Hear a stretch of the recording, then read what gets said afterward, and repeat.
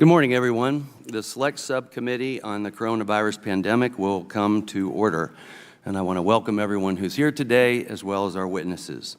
Without objection, the Chair may declare a recess at any time.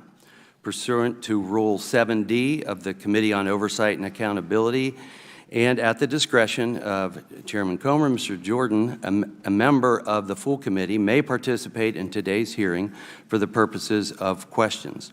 I now recognize myself for the purpose of making an opening statement. Welcome to our first of many hearings concerning the coronavirus pandemic. We are tasked to review all the effects of the pandemic, as well as decisions made during the pandemic, not just the origins of COVID-19. However, we are here today at our first hearing to ask the fundamental question that this body has failed to ask 3 years ago. Where did COVID-19 come from? Did it come from a natural spillover, transferred from a bat to an intermediate source to a human? In other words, did it come from nature? Or was it the result of a laboratory or research-related accident? In other words, did it come from a lab? This question is fundamental to helping us predict and prevent future pandemics, protecting our health and national security, and preparing the United States for the future. This question is not one that should be dismissed out of hand, and it cannot be taken lightly, and it must be investigated thoroughly, responsibly, and honestly. An investigation based on facts, expert opinions, and without intentional or unintentional bias. That is what the Select Subcommittee is tasked to do. Follow the facts, conduct a fair investigation, and seek to deliver the truth to the American people. Ultimately, we will strive to produce a product that will serve future generations, enhancing our capabilities and operating procedures when we are faced with the threat of another pandemic. That is what is deserved. That is what Americans should expect from their government. And this is one more way we can provide for our defense. And the work has already begun. Thus far, the Select Subcommittee has sent letters of inquiry to the Department of Health and Human Services, the White House, and Dr. Francis Collins of the National Institute of Health, the Office of the Director of National Intelligence, Dr. Anthony Fauci, the former Director of National Institutes of Allergy and Infectious Diseases, and Chief Medical Advisor to the President. EcoHealth Alliance, recipient of NIH funding grants to perform coronavirus research, the Department of Energy, Department of State, and the FBI concerning their intelligence and investigations surrounding the evolution of COVID-19 and any forensic findings they may have discovered. And over the weekend, we released a memo highlighting new evidence that suggests that Dr. Fauci prompted the drafting of a publication that would disprove the lab leak theory, that the authors skewed evidence to achieve that goal, and that the current chief scientist of the World Health Organization was an uncredited co-author, even though he appears to have contributed to the piece entitled Proximal Origins. I think we've already established that the Select Subcommittee will try to leave no stone unturned to try to find the truth. Unfortunately, the question of the origins has been politicized. That's no secret. It has driven most people to their corners rather than driving apolitical scientific debate or discussion. Some say the virus came from nature. That, according to recent papers discussed in New York Times, the science is dispositive. Some say it's too unique, too primed for human transmission, that there's too much circumstantial evidence that points to COVID-19 coming from a lab. As well, in 3 years, there's been no track found to prove that COVID-19 evolved naturally from an animal or a mammal or a tick to become highly infectious to humans. The truth is, we don't know the origins of COVID-19 yet for sure. We don't have a smoking gun. First, the science behind COVID-19. The genome of COVID-19 is inconsistent with expectations and is unique for its group of viruses. COVID-19 has both a binding domain optimized for human cells and a furin cleavage site, or a small part of the virus that makes it so infectious. That has never been seen before in a SARS-related virus. In other words, COVID-19 has unique characteristics that made it very infectious to humans. These have never been seen before in any other viruses of its type. Most viral outbreaks are slow and small. CDC data shows SARS infected approximately 8,000 people worldwide, and 8 in the U.S., similar with MERS, which infected approximately 2,000 people worldwide. But COVID-19 was primed for human transmission. It has infected more than 750 million people worldwide. Dr. Redfield, one of our witnesses here today and a virologist, has even said he believes COVID-19 had a detour from nature to be educated how to infect humans. Second, the known research occurring in China. We know the Wuhan Institute of Virology was conducting gain-of-function research on novel bat coronaviruses by creating chimeric viruses, combining two viruses together to test infectivity and infecting mice with these viruses. Work that former COVID-19 Task Force Coordinator, Dr. Deborah Birx, confirmed was, in fact, gain-of-function, contrary to statements by Dr. Fauci.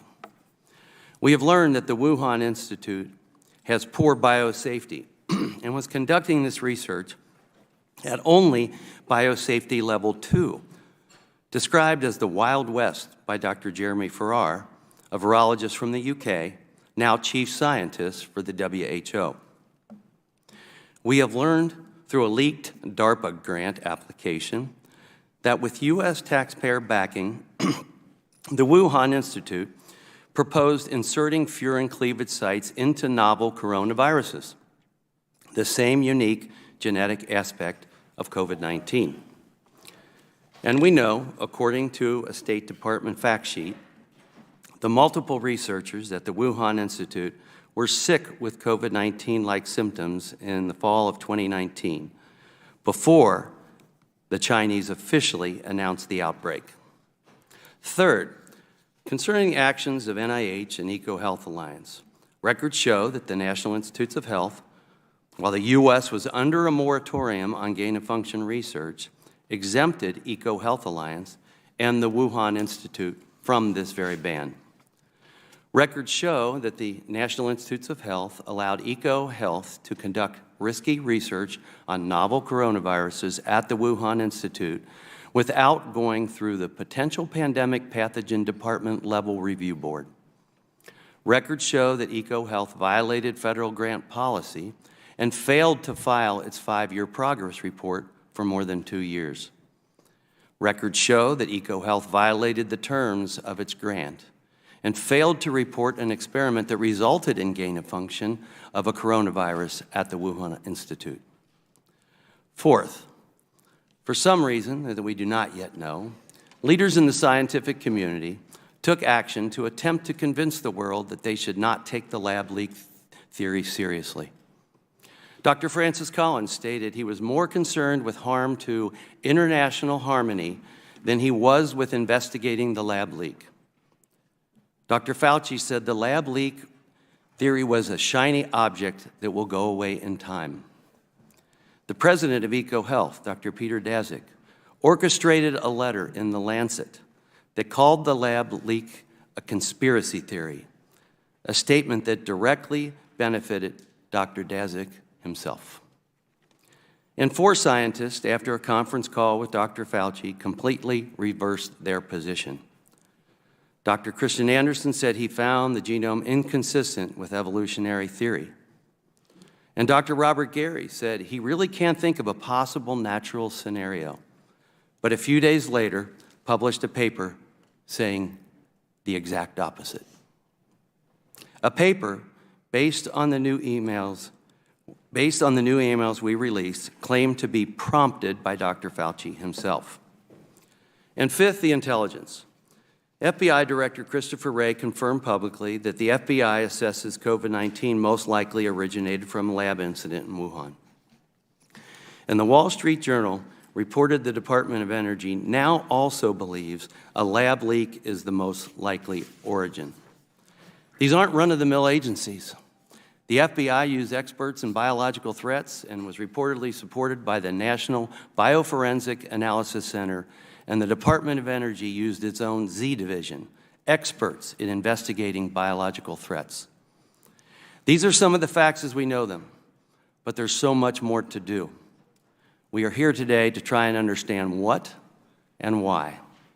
It's important to conduct this investigation. Discovering the origins is vital. It matters for the future of the world. And we aren't finished. We're just beginning. There will be more hearings and more inquiries and more documents discovered. And we will follow every lead. I look forward to hearing from our expert witnesses today, and I thank them for joining us today. Thank you. I would now like to recognize Ranking Member Ruiz for the purpose of making an opening statement. Thank you, Mr. Chairman. Today, the Select Subcommittee on the Coronavirus Pandemic convenes for its first hearing to discuss the origins of the COVID-19 pandemic, an issue of vital importance to our nation's public health. Since the first outbreak of COVID-19, researchers in the scientific community have worked tirelessly to evaluate the virus and advance our understanding of its origins. Dozens of studies have been conducted or are currently underway to evaluate this question. And under President Biden's direction and leadership, the intelligence community initiated a sweeping assessment to get to the bottom of the virus origins. The facts are, the evidence remains inconclusive. Therefore, we must allow our scientists and intelligence communities to gather evidence without politicization, extreme partisan rhetoric, or conspiratorial accusations that vilify our nation's public health experts. Instead, we should focus on developing policies that prevent and reduce the harm of future viruses and pandemics. As ranking member of this Select Subcommittee, it is my sincere hope that we can conduct this work in an objective, bipartisan way based on evidence to save lives. However, today's hearing marks a concerning step down the path of letting extremism get in the way of an inquiry that should be led by science and facts. When House Republicans announced this hearing with their slate of handpicked witnesses, I was alarmed to see someone who wrote a book applauded by white supremacists. Mr. Nicholas Wade's 2014 book, A Troublesome Inheritance, suggests that different racial and ethnic groups have evolved to possess genetic variations in traits and behaviors tied to whether they prosper or not. For example, Mr. Wade speculates that certain populations have evolved to develop greater innate intelligence. He writes that, quote, intelligence can be more highly rewarded in modern societies because it is in far greater demand, unquote. And conversely, he claims that certain populations have been slower to experience an evolutionary change he has described as, quote, the transformation of a population's social traits from the violent, short-term, impulsive behavior typical of many hunter-gatherer and tribal societies into, quote, the more disciplined, future-oriented behavior observed in other populations. The notion that people of different racial or ethnic groups are more successful or intellectually superior to another because of predisposed genetic makeup is grossly inconsistent with the consensus of scientific and medical scholarship. That is why I sent a letter to my Republican colleagues this morning strongly urging them to disinvite Mr. Wade as a witness so as not to give legitimacy to a man of such discredited, unscientific, and harmful views. These views are dangerous and have no place in a hearing examining the origins of a pandemic that has disproportionately and overwhelmingly harmed communities of color in the United States. I'm concerned that Mr. Wade and his views have been elevated by his participation on today's panel, giving him a platform reaching millions of Americans. His participation hurts the credibility of this hearing. Answering the question of how the novel coronavirus came to be one that should be driven by the need for thoughtful policy solutions. Whether the novel coronavirus emerged naturally or as a result of a lab leak does not change this. And as our expert communities work to advance our understanding of the virus's origins, Congress should be focused on developing common-sense solutions to put people over politics and protect our nation from the threat of a future public health crisis. There is still time for this select subcommittee to change course, to reject extreme partisan rhetoric, discard conspiratorial accusations, and work constructively to save lives. The American people deserve nothing less. I yield back.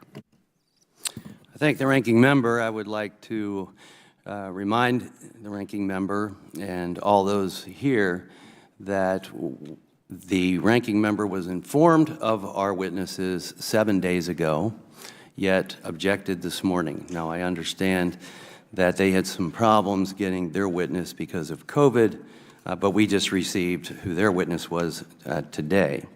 Also, I'd like to point out that Mr. Wade is here as he was the editor of Nature magazine and Science magazine. Nature magazine is the magazine, not while he was there, but is the magazine that produced and printed Proximal Origins. So we will proceed, and I think that we will proceed, and I expect that our witnesses will proceed in sticking to the topic at hand today, as opposed to trying to deviate from it. You'll have your chance, Mr. Metz. You'll have an opening statement. Our witnesses today are Dr. Jamie Metzel. Dr. Metzel served on the National Security Council under President Bill Clinton, the State Department under Secretary Madeleine Albright, and as Deputy Staff Director for Senator Joe Biden on the Senate Foreign Relations Committee. He is currently a Senior Fellow at the Atlantic Council. Mr. Nicholas Wade. Mr. Wade has worked in the field of health and science journalism for more than 40 years. He worked for Nature magazine, Science magazine, and was then the science editor for the New York Times.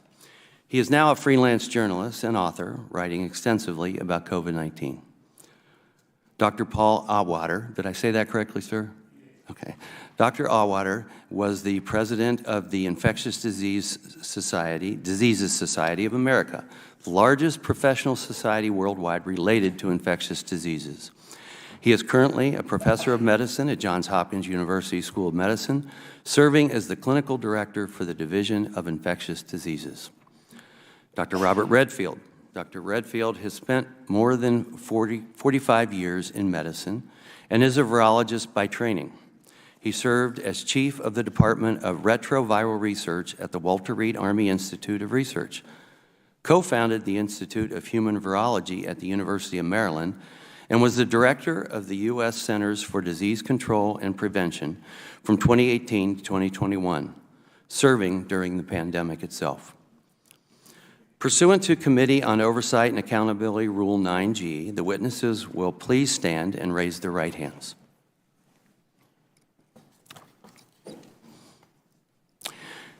Do you solemnly swear or affirm that the testimony that you are about to give is the truth, the whole truth, and nothing but the truth, so help you God? Thank you. Please be seated. Let the record show that the witnesses all answered in the affirmative. The Select Subcommittee certainly appreciates you all for being here today, and we do look forward to your testimonies. Let me remind the witnesses that we have read your written statements, and they will appear in full in the hearing record. Please limit your oral statements to 5 minutes. As a reminder, please press the button on the microphone in front of you so that it is on and members can hear you. When you begin to speak, the light in front of you will turn green. After 4 minutes, the light will turn yellow. When the red light comes on, your 5 minutes has expired, and we would ask that you please wrap up. I now recognize Dr. Metzel to give an opening statement. Chairman Wenstrup, Ranking Member Ruiz, and members of the Select Subcommittee on the Coronavirus Pandemic. It is my great honor to join you today. We are primarily here because the Chinese government has done everything in its power to prevent the type of investigation into the origins of the COVID-19 pandemic that is 3 years overdue and still urgently required. We are also here because there is more that we in the United States can and must do to push forward, even if China continues to stonewall. This includes establishing a bipartisan U.S. National COVID-19 Commission. I've waited more than 3 years for these hearings to be held. Getting to this point has required a great deal of effort by a small but tireless, self-motivated, and highly capable community of experts from around the world who have refused to be bullied into silence.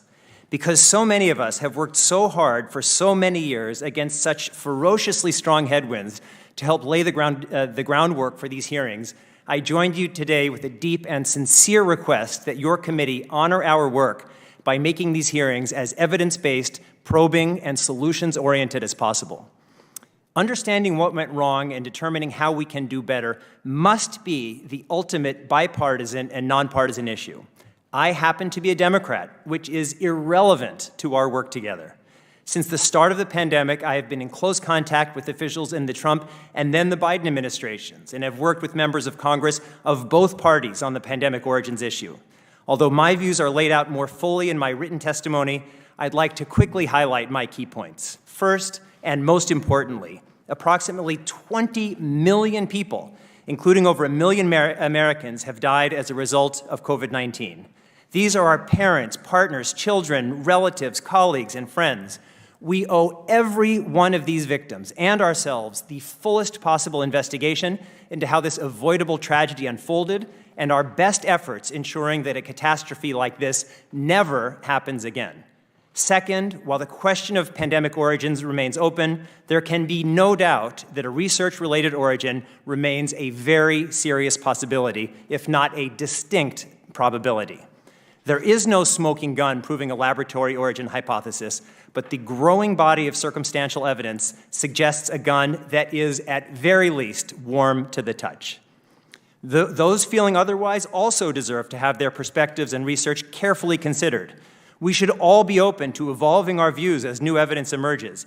Everyone working in good faith to follow the evidence, wherever it leads, is on the same side. Those working to prevent this type of investigation are not. Third, it is inconceivable that over 3 years after this deadly pandemic began, no comprehensive and unfettered investigation into pandemic origins has been carried out, nor is one currently planned. This injustice is an insult to every victim of this crisis and a clear threat to future generations. The primary reason there has been no comprehensive investigation into COVID-19 origins is the reprehensible actions of the Chinese government. Since the early days of the pandemic, China's government has destroyed samples, hidden records, imprisoned brave Chinese journalists, gagged Chinese scientists, actively spread misinformation, and done pretty much everything possible to prevent the kind of unfettered, evidence-based investigation that is so urgently required. Every person on Earth must demand accountability from China. Calling for a full investigation of pandemic origins in China does not at all mean we shouldn't carefully examine our own behavior and that of our friends and allies. In fact, we must. Fourth, although scientific collaboration, including with Chinese scientists, remains critical to building a safer future, we cannot purchase these relationships by our silence. We must at least match the courage of brave Chinese citizens like Zhang Zhan, who is rotting away in a Chinese prison for asking the same questions many foreigners seem somehow afraid to ask. There is no possible way to establish the principle of transparency and accountability tomorrow without fearlessly and unequivocally establishing that principle today. Fifth, even if China continues to stonewall, there are critical steps we can and must take in the United States and elsewhere to move this process forward. This includes establishing a bipartisan U.S. National COVID-19 Commission to examine the origins issue, as well as other failings and shortcomings on the national and international levels, and develop bold recommendations for next steps. Sixth, because the pandemic has taught us, at least I hope, that in our increasingly interconnected world, we are all only as safe as the most vulnerable among us. Making us more secure here in America requires we do everything possible to help build a safer world, including by helping upgrade the World Health Organization. Although some people have criticized the WHO for how it has dealt with the origins issue, it is my view, as outlined in my written testimony, that WHO Chief Dr. Tedros Adhanom Ghebreyesus has been, in many ways, an unsung hero of this process. Chairman Wenstrup, Ranking Member Ruiz, and members of the subcommittee, Our world is entering a new era of globalization, where risks are increasing across the board, including the risk of pandemics far deadlier than COVID-19. If we do not get to the bottom of what went wrong with the COVID-19 pandemic, if we fail in our efforts to fearlessly understand all shortcomings and shore up the vulnerabilities this crisis has so clearly exposed, the victims of the next pandemic, our children and grandchildren, will ask us why we failed to protect them when we knew what was at stake and had the chance. Thank you. Thank you. I now recognize Mr. Wade to give an opening statement. Thank you, Mr. Chairman. Although it's a gigantic distraction from the work of your committee, I think I should briefly try to respond to the attempt by Ranking Member Ruiz to discredit my testimony by saying a number of untrue things about the book I wrote 10 years ago on the biology of race. This was a determinedly non-racist book. It has no scientific errors that I'm aware of. It has no racist statements, and it stresses the theme of unity, that we are all variations on the same human genome. My book was vigorously attacked by obscurantist academics who want everyone else to believe that there is no biological basis to race. And my book was as welcome to them as pictures of the Earth from space are to flat earthers. I have nothing to be ashamed of in my book. It's the only place you can now read about what the genome says about human races, and I hope that Mr. Ruiz, if he reads it, will be pleasantly surprised to find that it says none of the things he says it said. With apologies for that digression, Mr. Chairman, I would like to thank you for inviting me to discuss the origin of the COVID virus, and hope you will allow me a few extra minutes.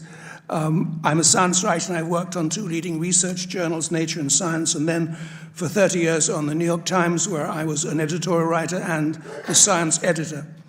This background has given me some knowledge of how the scientific community works. I'd like to touch on two issues of interest to committee. Where did the SARS-2 virus come from, and why are we taking lab leak ideas seriously only now instead of 3 years ago? When the epidemic first broke out in December 2019, natural origin and lab leak were two equally reasonable explanations. But if the virus had emerged naturally, it should have left many telltale signs in the environment. None has yet appeared, despite the Chinese government's keen interest in finding them. As each month passes without such evidence, the natural origins idea has grown steadily weaker, it seems to me. For lab leak, on the other hand, the evidence has been building. Here are two of the three strongest pieces of evidence in favor of lab leak. First, the epidemic broke out not in some random Chinese city, but right in Wuhan, home of the Wuhan Institute of Virology. We know that scientists there were genetically engineering coronaviruses under seriously inadequate safety conditions. And we know that viruses escape from labs all the time. Clearly, lab leak has to be a strong possibility. Second, that possibility became much more concrete with the recent surfacing of a grant proposal by the Wuhan researchers and others. They applied in 2018 for a $14 million grant from a Pentagon program called Project Defuse. The essential ingredient of SARS-2, as the chairman has said, one which makes the virus so infective, is a small genetic element called a furin cleavage site. Wuhan researchers said in their grant proposal that they would insert this very element into a group of coronaviruses. And not only would they place not only that, they would place the element at a very specific point on the virus's genome called the S1-S2 junction. Now, the DoD turned the proposal down. It was too risky even for them, but the researchers may have done much of the basic work already or could have found other ways to finance it. A year later, the SARS-2 virus appears on the scene, and guess what? It possesses a furin cleavage site, the only known member of its large family of viruses to do so, and the cleavage site is positioned right at the S1-S2 junction. Why should evolution produce at that very time and at that very place a virus of the exact type described in the defuse proposal. It's surely much easier to believe that the Wuhan researchers did exactly what they proposed and generated the SARS-2 virus in their lab. But if the evidence for lab leak is so strong, why do so many people still believe the virus came from nature? The reason is that the natural origin camp got its story out first, always a big help. It very successfully painted lab leak as a conspiracy theory before anyone had publicly proposed it. The national media swallowed the natural origin story unskeptically, and once committed to it, failed to report important contrary evidence such as the diffuse grant. Science journalists in particular, it seems to me, fell down on their job by failing to check out the virologists' self-serving claims. The natural origin theory did not prevail by accident. It was promoted by science administrators in the United States and England, including Francis Collins and Anthony Fauci of the National Institutes of Health. The NIH is a national treasure, and Collins and Fauci, its most prominent leaders at the time, are well known to the public and on Capitol Hill. It's hard to believe that in the twilight of their long careers, they would seriously mishandle an issue as important as the origin of the COVID virus. Yet that is what the evidence seems to point to. The campaign to discredit lab leak began on the evening of January 31st, 2020, when Fauci received an email from 4 virologists led by Christian Anderson of Scripps Research. They had all concluded that SARS-2, because of its furin cleavage site, could not have been made in nature. Fauci was probably not too pleased to hear that the virus might have escaped from research that his agency had funded. A strange thing happened to the virologist's conclusion. Within 4 days, Anderson, in an email of February 4, repudiated it, deriding lab leak as a crackpot theory. What made him change his mind? No new scientific evidence about the virus came to light between January 31st and February 4. But from that 180-degree reversal, a whole campaign was able to be developed, including highly influential articles placed in Nature Medicine and the Lancet. I have some ideas about how this and other research should be regulated, which I've described in my written testimony. I'll stop there. Thank you. I now recognize Dr. Auwaerter to give an opening statement. Thank you.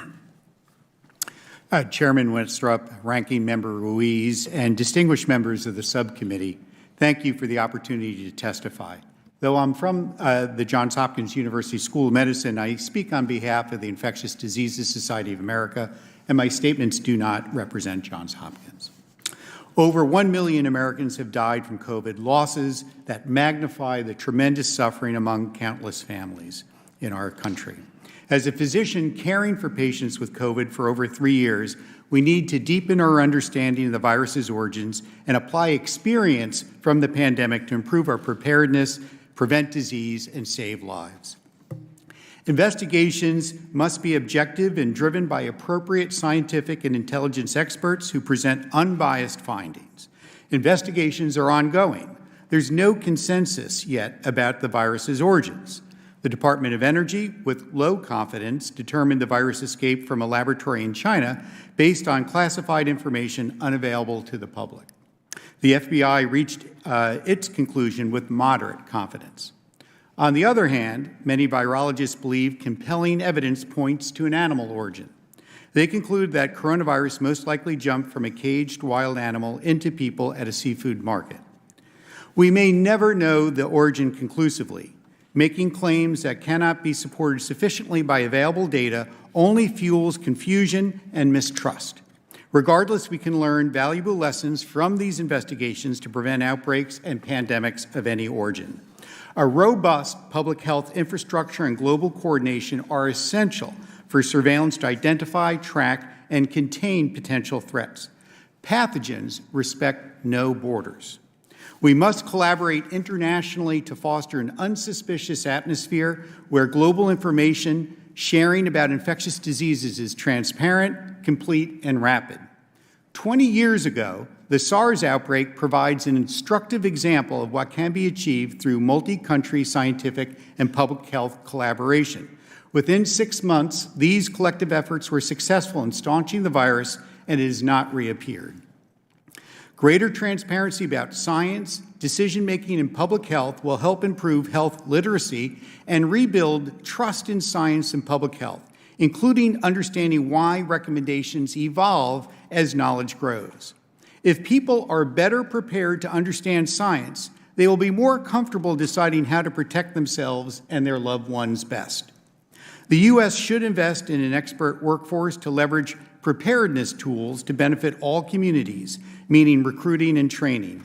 Significant shortages of public health professionals, laboratory scientists, researchers, and infectious disease physicians persist. Federal investments are urgently needed to fill these gaps. Basic translational and clinical research are crucial for our pandemic preparedness. For example, rapidly deploying tests for a new pathogen will enable quicker scaling of testing capacity when new threats emerge. Investments should also focus on developing therapeutics for anticipated pathogens, including viruses and bacteria, including multi-drug resistant ones. Sufficient infectious diseases research capacity improvements to biosafety are essential. Access to BSL-4 facilities assists in biosecurity research. Therefore, new BSL-4 labs should be strategically placed throughout our nation. The federal government should support biosafety studies, including why laboratory accidents happen, their frequency, and other data needed to create and update evidence-based mitigation measures. Enhanced potential pandemic pathogens, EPP research, a type of gain-of-function research, has received renewed attention.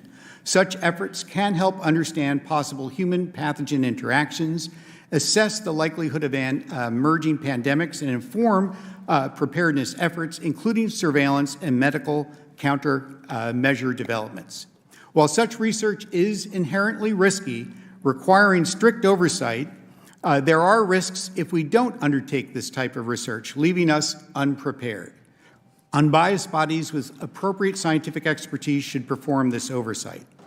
Last year, the U.S. government charged the National Science Advisory Board for Biosecurity, NSABB, with reviewing policies regarding EPPP research and dual-use research of concern, DURC. In January, the NSABB released recommendations to strengthen the oversight of EPPP and DURC research in the U.S. and abroad, remove blanket exclusions, expand research types considered EPPP, strengthen guidelines, and increase transparency in the research review process. These guidances can facilitate achievements with improved appropriate guardrails. I am grateful for your attention and for inviting me. The Infectious Diseases of Society also thanks you for your leadership and stands ready to partner with you to learn from the pandemic and to improve our readiness. Thank you. I now recognize Dr. Redfield to give an opening statement. Chairman Winthrop, Ranking Member Reese, and members of the committee, I'm pleased to testify today in support of this subcommittee's important work to investigate the origin of COVID-19 that has resulted in the deaths of over 1 million Americans. From 2018 to 2021, I served as the 18th Director of the Centers for Disease Control and Prevention during the Trump administration. As CDC Director, I oversaw the agency's response to the COVID-19 pandemic from the earliest days of its spread, and I also served as a member of the White House Coronavirus Task Force. But perhaps more relevant for the purpose of this hearing, my 45 years in medicine have been focused on the study of viruses. I'm a virologist by training and by practice. Prior to my time at CDC, I spent more than 20 years as a U.S. Army physician and medical researcher at the Walter Reed Army Institute of Research, where I served as the chief of the Department of Retroviral Research, and I worked in virology, immunology, clinical research at the forefront of AIDS epidemic and other viral threats. In 1996, I co-founded the Institute of Human Virology at the University of Maryland in partnership with the state of Maryland, the city of Baltimore, and the University System of Maryland, where I served as the Director of Clinical Research and Care, and I also served as a tenured Professor of Medicine, Microbiology, and Immunology, Chief of Infectious Disease, and Vice Chair of Medicine at the university. After my time at CDC, I served as the Senior Public Health Advisor to Governor Hogan in the state of Maryland. As COVID-19 began to spread across the world, there were two competing hypotheses about the origin of this virus that needed to be vigorously explored. The first hypothesis is the possibility that COVID-19 infections in humans were the result of a spillover event from nature. This is a situation in which the virus naturally mutates and becomes more transmissible from one species to another, in this case from bats to humans via an intermediate species. This is what happened in previous outbreaks of SARS and MERS and earlier coronaviruses that emerged from bats and spread through an intermediate animal. The second hypothesis is the possibility that the virus evolved in a laboratory involved in gain-of-function research. This is a type of research in which scientists seek to increase the transmissibility or pathogenicity of an organism in order to better understand that organism and inform preparedness efforts and the development of countermeasures such as therapeutics and vaccines. Under this theory, COVID infected the general population after it was accidentally leaked from a lab in China. From the earliest days of the pandemic, my view was both theories about the origin needed to be aggressively and thoroughly examined. Based on my initial analysis of the data, I came to believe, and I still believe today, that it indicates that COVID-19 more likely was the result of an accidental lab leak than a result of a natural spillover event.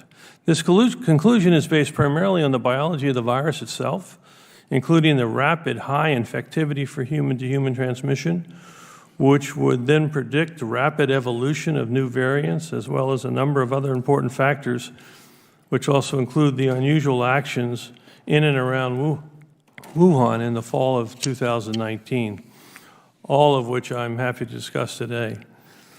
Even given the information that surfaced in the 3 years since the COVID-19 pandemic began, some have contended that there's really no point in investigating the origin of this virus. I strongly disagree.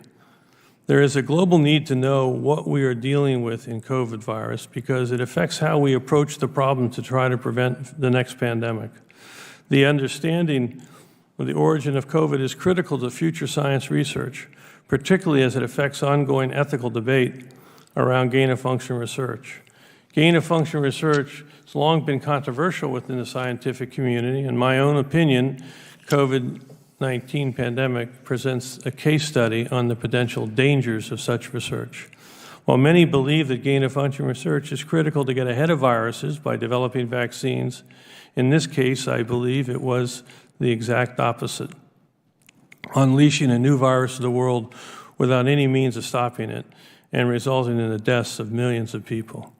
Because of this, it's my opinion that we should call for a moratorium on gain-of-function research until we have a broader debate and we come to a consensus at a community about the value of gain-of-function research.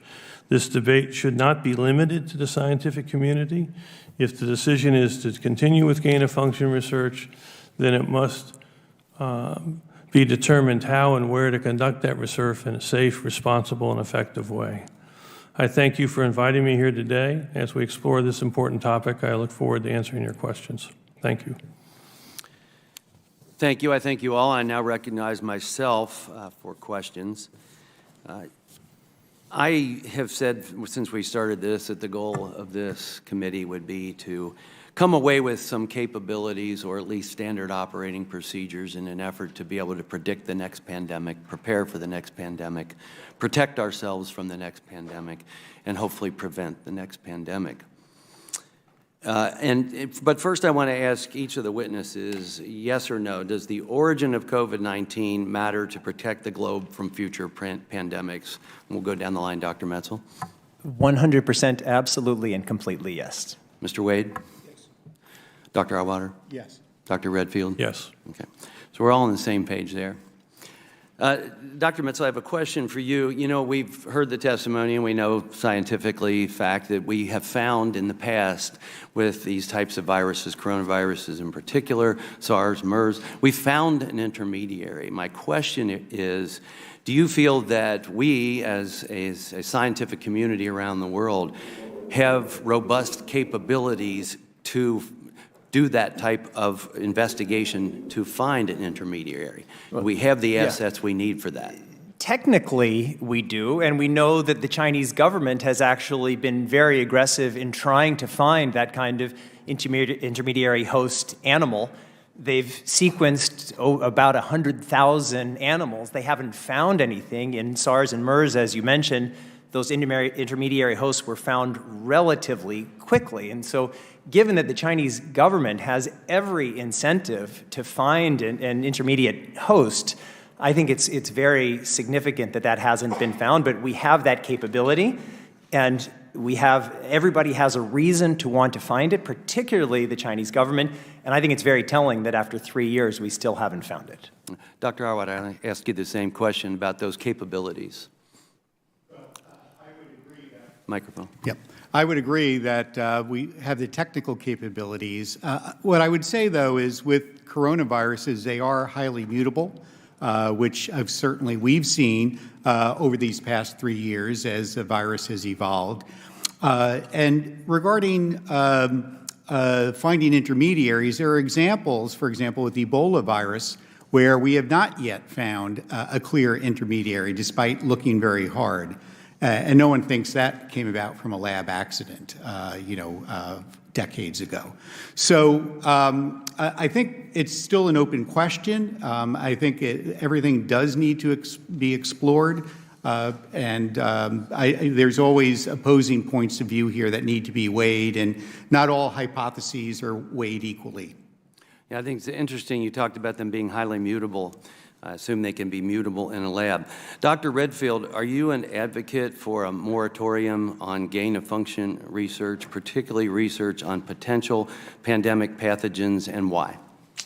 Yes, I am. I think that, again, I think the people that are advocates for gain-of-function research do believe that by doing this research, they somehow get ahead of the curve. I'm of the point of view that we don't need to make pathogens more transmissible or more pathogenic in order to get ahead of the curve. We can begin to deal with those pathogens as they evolve. I don't think this should be a decision made by scientists alone. This is a societal decision. There should be a broad debate about whether this research is really necessary. And if so, we should decide how to do it safely and responsibly. I remind people, when I was CDC director, one of the most difficult things I had to do as a 20-something-year Army vet was shut down Fort Detrick. It wasn't very popular. These people were my friends, I knew them, but our inspection showed that they were cutting corners in their biosecurity requirements. And I felt that we weren't going to take that chance with the Frederick community and beyond. And so I shut the lab down for 4 to 6 months until they corrected their biosecurity. So I think this is much more complicated than people think. And if we are to go down that path, I would argue there's a few labs in the world that should be with multiple redundancy in containment to do this. But I'm not convinced it's to an advantage, and this is why in the Wall Street Journal op-ed I did, I strongly recommend that we have a moratorium on gain-of-function research, similar to what we had in the Obama administration. In one sentence, can you provide a definition of gain-of-function research? And I say that because there becomes a little semantics sometimes, I believe, within the scientific community of what is a chimera and what is gain-of-function. Yeah, I think it's to take a pathogen and try to increase one of two things or both, to increase its transmissibility or its pathogenicity.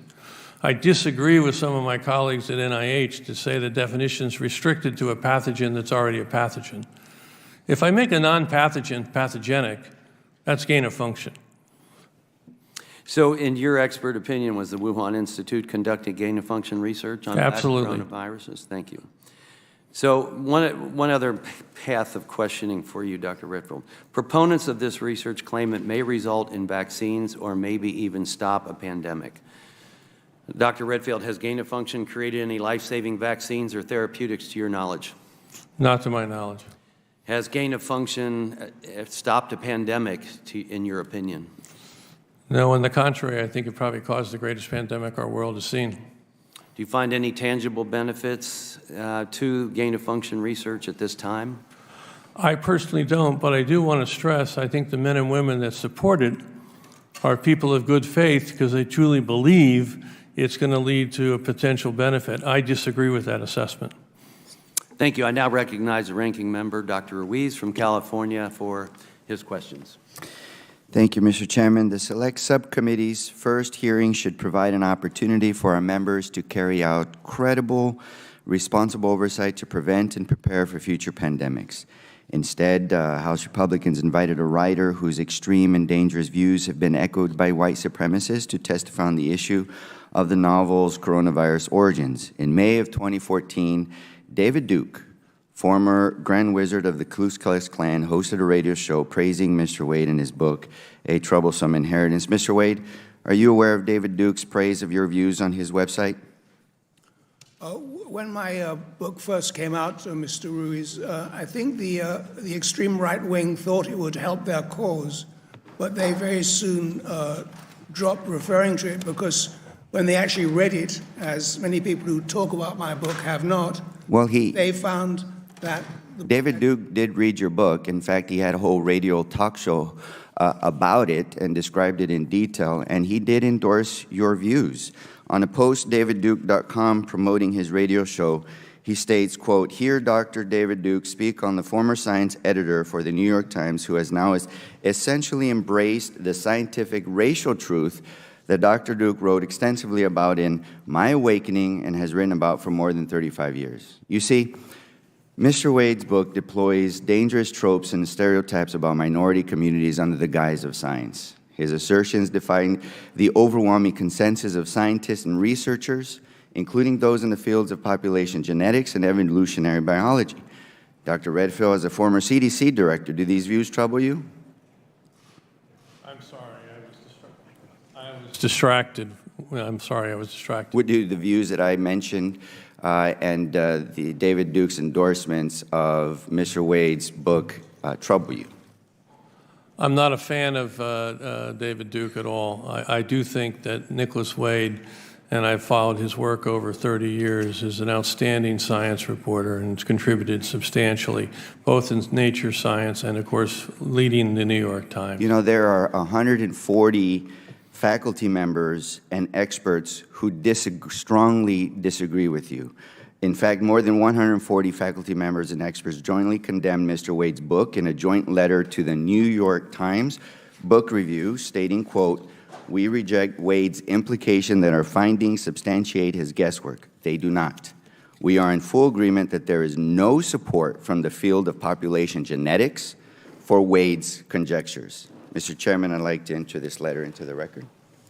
My only comment, I'm sorry, Dr. Redfield. The point is, inviting someone with discredited and dangerous views like Mr. Wade's to testify on the origins of this pandemic, which has disproportionately harmed communities of color, is not responsible and credible oversight. Instead, it undermines the credibility of this Select Subcommittee. Now, let me turn to you, Dr. Allwater. You are a practicing physician, a professor of medicine, and the former president of the Infectious Disease Society of America, representing more than 12,000 physicians, scientists, and public health experts who specialize in infectious diseases like COVID-19. For the sake of putting people over politics, what credible steps can be taken to advance our understanding of the novel coronavirus's origins in order to prevent future pandemics? I think building trust among scientists and public health communities is essential because pathogens can emerge from where we least expect it. We need to have the tools available to rapidly analyze and then develop tests. I had dealt with patients very early in the pandemic where we were making educated guesses whether they had COVID-19. We need to have tests that can be widely dispersed quickly and treatments. Dr. Auwaerter, is it